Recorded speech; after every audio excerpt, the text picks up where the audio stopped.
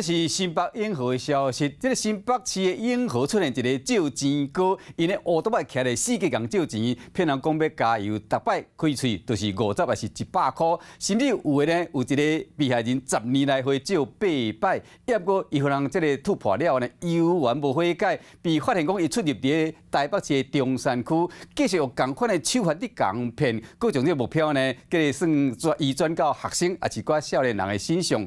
针对这点，律师就表示讲啊，借钱哥这款行为，恐惊已经犯到刑法的诈欺罪。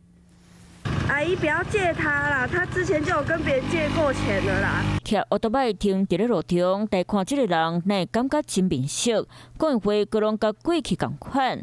还给我骑走是怎样？红看我脚手过歹势，希望吹落去赶紧选。原来伊伫咧新北永和会甲人借钱，出名声是请人知。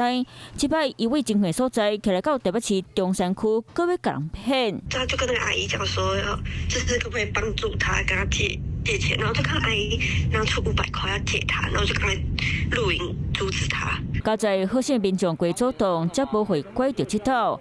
伊讲借钱手法是真是丑，因为这早点是第一摆开嘴。那我讲一点有都没有了，好不好？几十块看50、100块，帮助我一下嘛，方便吗？你上过新闻，你知道吗？大摆就骑汽车伫安全不破，若看到好骗好怪民众，就会讲无钱加油，需要借50或者是100，含个上借过卖袂记你。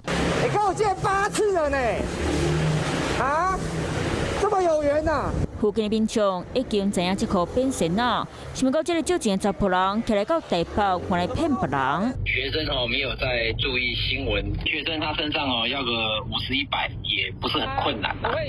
那他就是利用学生的这个单纯，骗取他们这些小额的金钱的。如果以虚构的理由来向他人借钱，使他人陷于错误而同意借钱，有可能会涉犯刑法的诈欺取财罪。学校警察即马无接入报案，嘛提醒民众后摆若搁动到伊，目睭就要配合金。